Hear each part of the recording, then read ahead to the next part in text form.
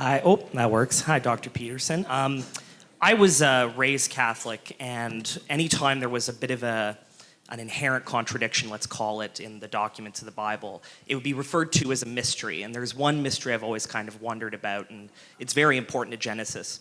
How do you deal with a perfect God, or the conception of a perfect God, who by nature is incapable of an imperfect design? Sorry, or incapable of a perfect design. So what I mean by that is many religions present, for example, good and evil as separate deities that pre-existed simultaneously.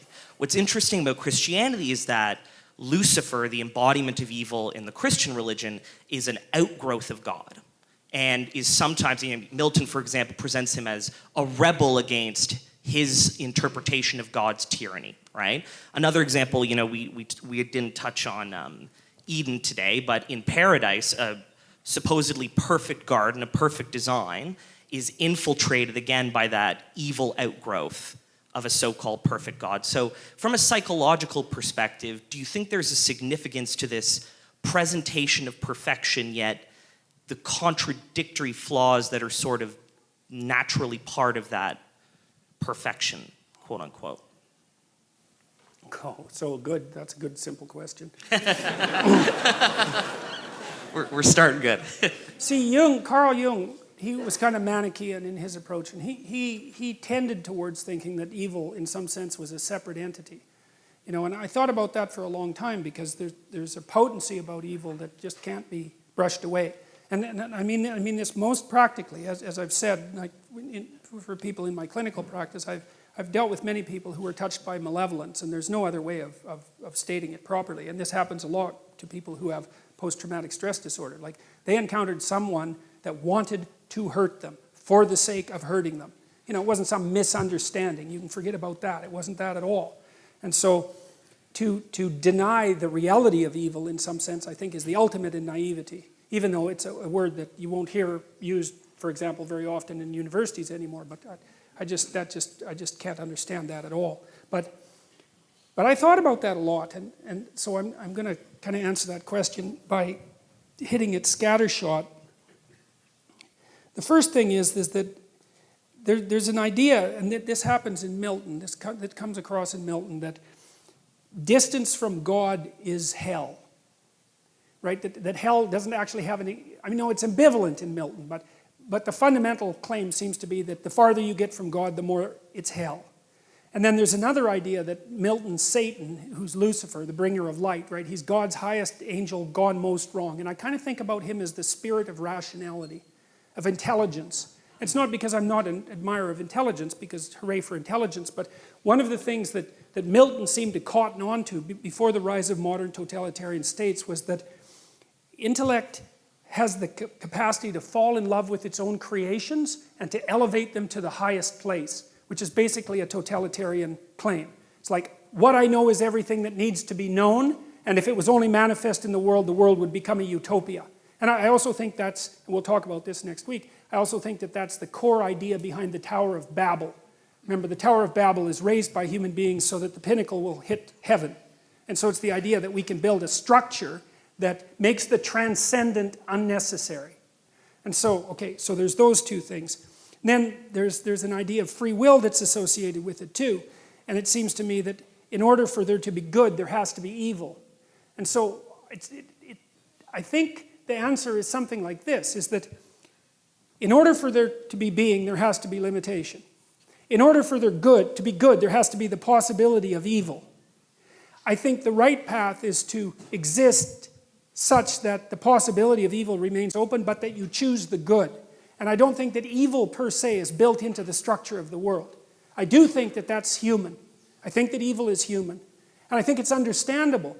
I did a lecture that's online about the distinction between evil and tragedy. And tragedy seems to be built into the structure of the world, and perhaps you can blame God for that. It doesn't seem to me that it's your fault that there are earthquakes, for example. But it is not obvious to me either that it's tragedy that takes the spirit out of people. I think that human beings are actually equipped to deal with tragedy, but we're not equipped to deal with malevolence. That destroys people. And so I think that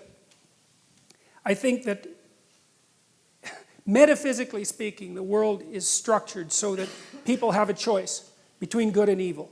And that, so then the next question is why do we have a choice? And that's where my knowledge runs out.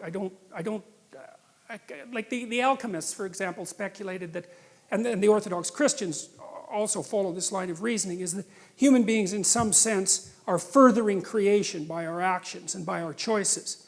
And I think there's something to that. It's like creation is unfinished in some sense, and that we're participating in moving it in whatever direction it is that we want to move it. And part of that is that we have free will, and part of that is that we have the choice between good and evil. And that's also all associated with the significance, and maybe the cosmic significance of our lives. And that strikes me as plausible. And I think the weight of responsibility that people feel existentially is an indication of that.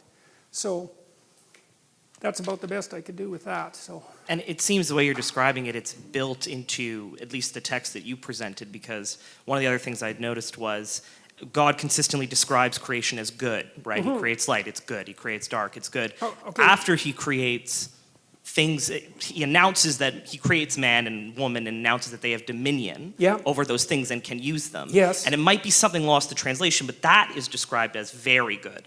As soon as that dominion is brought into existence, yes, right, exactly. It might speak to that notion of furthering yes, creation. Well, and here's something interesting too, and we'll develop this a lot, is that, you see, when Adam and Eve eat the fruit, the snake gives them the fruit, the first thing that happens is their eyes are opened, okay? And to me that means that, well, they've woken up, right? There's been an increment in their consciousness. And the next thing that happens is that they recognize that they're naked.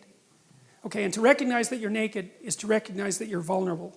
And human beings are strange creatures, because most animals are like this, and they're protected, but not us. Like, our most vulnerable parts are displayed for harm and for everyone to observe, right? So we've got that sort of bipedal self-consciousness built into us. But what's really interesting is that when Adam and Eve realize that they're naked, it's the same moment that they know the difference between good and evil. And God, I just ground away on that for years, trying to figure, what's going on here? What's the relationship between consciousness, knowledge of nakedness, and the knowledge of good and evil? And then I think I figured it out. I think it was that, you see, when you know that you're vulnerable, and they also develop knowledge of death, right? So there's deep knowledge of vulnerability, and they get embarrassed about that. They cover themselves up, right? So that's culture. So it's a very profound shock for them to recognize that they're naked. It even makes Adam hide from God. And then they develop the knowledge of good and evil. Well, I think it's because, you see, human beings have this peculiar capacity that no other creature has, which is, I know how I can be hurt.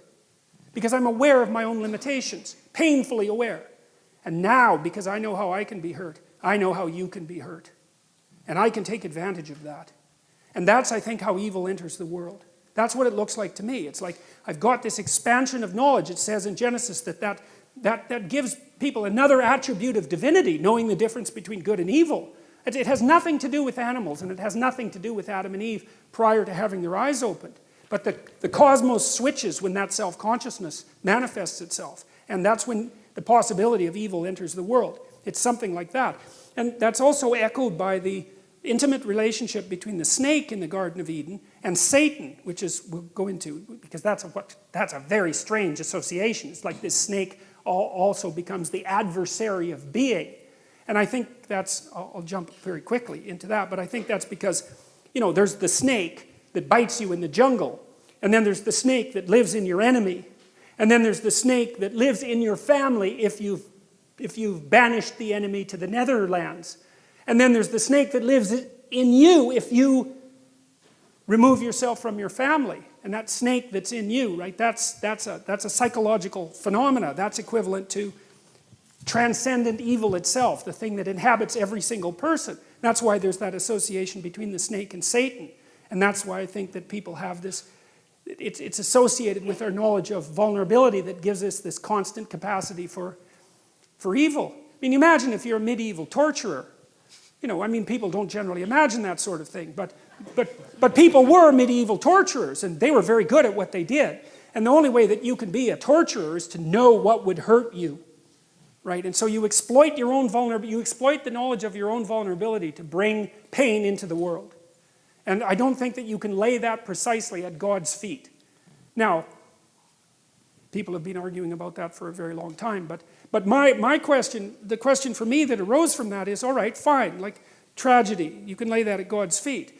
Well, if we didn't bring additional evil into the world, could we tolerate the tragedy of being without becoming corrupt? And I think generally the answer to that is yes, because I've seen people react quite heroically to the arbitrary burdens of their life. But malevolence, man, that lays them low. It lays them low, and it seems to be nothing but a destructive force. And I do believe as well, and I think you see this in the Cain and Abel story, that the root of malevolence is the desire for revenge against God for creation itself. And I mean, I've read terrible things written by terrible people trying to get to the bottom of things, and I mentioned the Columbine killers, for example, and it's clear, all you have to do is go read what they wrote. What they were doing was taking revenge against God. They knew that. It wasn't unconscious. They'd been dwelling on this for months, plotting their revenge. And it was revenge against being itself for the crime of being. So. Thank you. If you like this video, please give this a thumbs up. And if you'd like to see more content like it, please subscribe to my channel. Thank you for watching. And have a beautiful day.